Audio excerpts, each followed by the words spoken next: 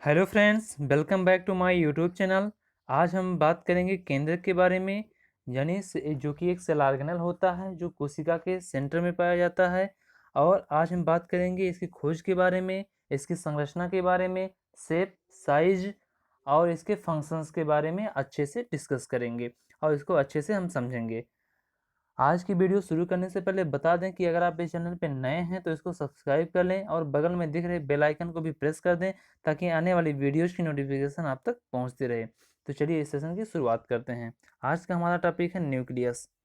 Nucleus तो केंद्रक यानी न्यूक्लियस की खोज रॉबर्ट ब्राउन नामक वैज्ञानिक ने 1831 में किया था। यानी कि न्यूक्लियस की खोज किसने किया था? तो रॉबर्ट ब्राउन नामक वैज्ञानिक ने 1831 में किया था। अगर हम देखें तो प्रोकैरियोटिक कोशिकाओं में केंद्रक जो होता है वह आद्य प्रकार का पाया जाता है, प्रिमिटिव प्रकार का पाया जाता है। आपको बता दें कि प्रिमिटिव का अर्थ होता है, यानी आद्य का अर्थ है कि अल्प विकसित, यानी कि पूर्णतः विकसित केंद्रक नहीं होता है। और यह जो केंद्रक होता है जो पूर्ण विकसित नहीं होता यानी कि अल्प विकसित होता है, उसे हम न्यूक्लियाइड के नाम से जानते हैं। और यूकैरियोटिक कोशिकाओं में अस्पष्ट केंद्रक यानी सुविकसित केंद्रक पाया जाता है। यानी यूकैरियोटिक कोशिकाओं में न्यूक्लियाइड नहीं कहेंगे बल्कि इसे न्यूक्लियस कहेंगे, क्योंकि इसमें अस्पष्ट केंद्रक पाया जा रहा है। आइए बात करते हैं इसके साइज के बारे में। तो इसका साइज जो होता है वह 5 माइक्रोन से लेकर 30 माइक्रोन तक होता है। और इसका शेप जो होता है राउंड हो सकता है, ओवल यानी अंडाकार हो सकता है, और इलांगेटेड यानी लंबवत भी हो सकता है। एक इम्पॉर्टेंट फैक्ट की तरफ देखते हैं। अन्य महत्वपूर्ण तथ्य यही है कि स्तनधारियों की आरबीसी और प्लांट्स की फ्लोएम की चालनीय नलिकाओं में न्यूक्लियस नहीं पाया जाता है। ये तथ्य वेरी इंपॉर्टेंट है। ये तथ्य हमेशा हमें याद रखना है कि स्तनधारियों की आरबीसी यानी मेमल्स की आरबीसी और प्लांट्स की फ्लोएम की चालनीय नलिकाओं में केंद्रक नहीं पाया जाता है। लेकिन एक यहाँ पर अपवाद भी है, अपवाद को भी हमें सब ध्यान में रखना है। कई बार परीक्षाओं में अपवाद ही पूछ दिया जाता है कि ऊंट और लामा, क्योंकि ये दोनों ही एक स्तनधारी होते हैं यानी कि मैमल्स होते हैं, लेकिन इनके आरबीसी में केंद्रक उपस्थित होता है। तो ये हमेशा हमें याद रखना है कि वैसे तो स्तनधारियों की आरबीसी में नहीं पाया जाएगा केंद्रक, लेकिन ऊंट और लामा के आरबीसी में केंद्रक पाया जाता है। यह फैक्ट हमेशा हमें याद रखना है। आइए बात करते हैं इसके केमिकल कंपोजिशन के बारे में, यानी कि रासायनिक संगठन के बारे में। तो इसमें प्रोटीन पाया जाता है। एक होता है हिस्टोन प्रोटीन, दूसरा होता है नॉन हिस्टोन प्रोटीन। इसमें फास्फोलिपिड पाया जाता है, डीएनए और आरएनए भी पाया जाता है इसमें।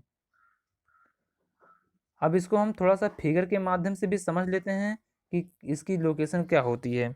ये मान लीजिए ये सेल है, और सेल के अंदर यहाँ पे माइटोकॉन्ड्रिया, गाल्जी बॉडी, एंडोप्लाज्म, रेटिकुलम ये सब होते हैं। और सेंटर में जो होता है ये हमारा है न्यूक्लियस। और इसके अंदर जो डेंस पार्टिकल ब्लू कलर का दिखाई दे रहा है ये न्यूक्लियोलस है हमारा। न्यूक्लियोलस कौन सा है बताइए, कौन सा है? ये है न्यूक्लियोलस। और ये धागे के समान संरचनाएं जो दिखाई दे रही हैं ये क्रोमैटिन थ्रेड हैं। और ये न्यूक्लियर मेम्ब्रेन है। न्यूक्लियर मेम्ब्रेन सबसे ऊपर पाया जा रहा है, और ये न्यूक्लियर पोर है जो इसमें छिद्र पाए जाते हैं, उसे हम न्यूक्लियर पोर के नाम से जानते हैं। आइए अब बात करते हैं इसके स्ट्रक्चर के बारे में, यानी केंद्र की संरचना के बारे में।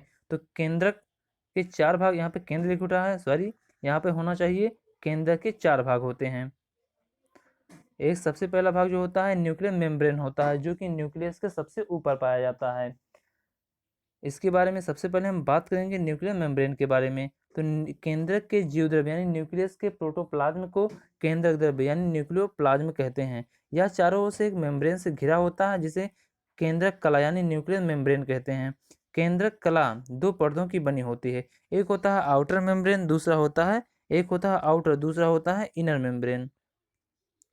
और दोनों परत जो होती हैं ये दूसरी कलाओं के समान, यानी कि अन्य जैसी कलाएं होती हैं, यानी कि जो अन्य मेम्ब्रेन्स होती हैं उन्हीं के समान। जैसे इसमें लाइपोप्रोटीन पाया जाता है।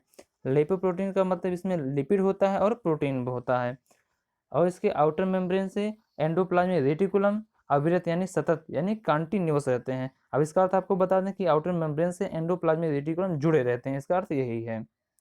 और आउटर मेम्ब्रेन पर ही राइबोसोम भी पाए जाते हैं, यानी कि न्यूक्लियस के ऊपर जो होते हैं इसके इन्वेलप पे, जैसे मैंने आपको फिगर में बताया कि न्यूक्लियर एनवेलप होता है, यानी कि न्यूक्लियर मेम्ब्रेन पे राइबोसोम भी पाए जाते हैं।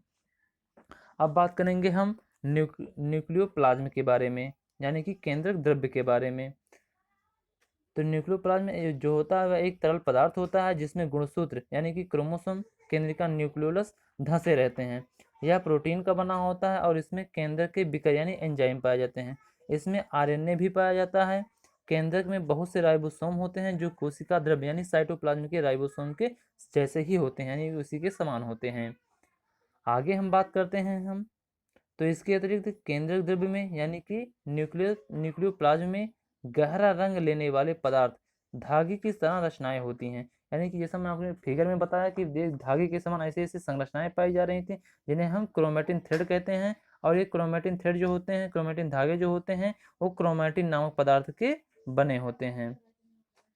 अब बात करेंगे हम न्यूक्लियोलस के बारे में यानी कि केंद्रिका के बारे में। किसके बारे में बात करेंगे हम? तो केंद्रिका के बारे में हम बात करेंगे। तो केंद्रक में एक छोटा गोल भाग होता है जिसे केंद्रिका यानी न्यूक्लियोलस कहते हैं। इसकी खोज फोंटाना नामक वैज्ञानिक ने की थी तथा बोमैन नामक वैज्ञानिक ने इसे न्यूक्लियोलस नाम दिया था, यानी कि क्या नाम दिया था? केंद्रिका नाम दिया था। अब बात करते हैं हम क्रोमेटिन थ्रेड के बारे में। तो कोशिका विभाजन यानी सेल डिवीजन के समय यह धागे एक दूसरे से पृथक यानी अलग हो जाते हैं और सिकुड़कर छोटे और मोटे हो जाते हैं। इन्हें क्रोमोसोम यानी कि गुणसूत्र कहा जाता है। आइए इसको थोड़ा सा और फिगर के माध्यम से हम समझते हैं।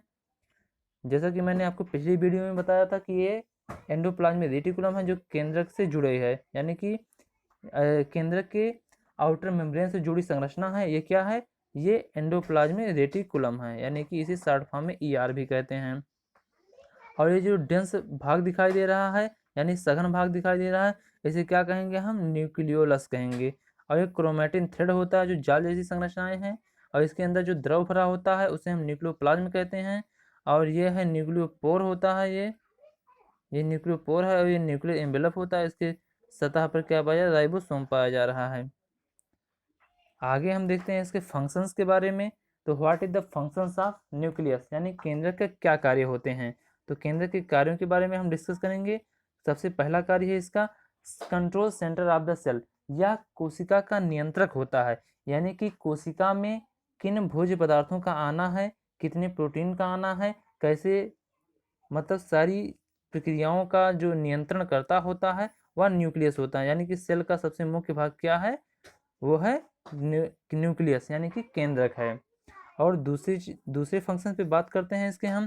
तो यह आनुवांशिक सूचनाओं यानी कि जेनेटिक इंफॉर्मेशन का संग्रहण करता है और स्थानांतरण भी करता है। यानी कि जैसे हम कहते हैं कि किसी पिता का जीन उसके बच्चे में आता है, तो कैसे आता है? या न्यूक्लियस के माध्यम से आता है। न्यूक्लियस में क्योंकि DNA पाए जाते हैं, गुणसूत्र भी पाए जाते हैं, तो वो एक पीढ़ी से दूसरी पीढ़ी में स्थानांतरण होते हैं, जिसमें न्यूक्लियस बहुत ही महत्वपूर्ण भूमिका निभाता है। अब इसके थर्ड पॉइंट पे हम बात करते हैं। तो केंद्रक विभाजन यानी कि सेल डिवीजन के समय यह केंद्रक का विभाजन जो होता है वह सबसे पहली चरण होती है, यानी सबसे पहली प्रावस्था होती है। यानी कि जब सेल डिवीजन शुरू होता है, मान लीजिए ये सेल है, इसमें एक न्यूक्लियस पाया जा रहा है, तो सबसे पहले जब सेल डिवीजन का शुरू होगा तो सबसे पहले न्यूक्लियस ही दो भागों में बट जाएगा। उसके बाद में तब क्या होगा कि इसका साइटोप्लाज्म भी बटेगा। यानी कि सेल डिवीजन में महत्वपूर्ण भूमिका कौन निभा रहा है? तो केंद्रक निभा रहा है। आज की वीडियो में इतना ही। अगर यह वीडियो आपको पसंद आई हो तो इसको लाइक कीजिए तथा ज़्यादा से ज़्यादा शेयर कीजिए तथा अन्य लोगों को भी इसका लाभ मिल सके। आज की वीडियो यहीं एंड होती है। पढ़ेगा इंडिया तभी बढ़ेगा इंडिया। धन्यवाद।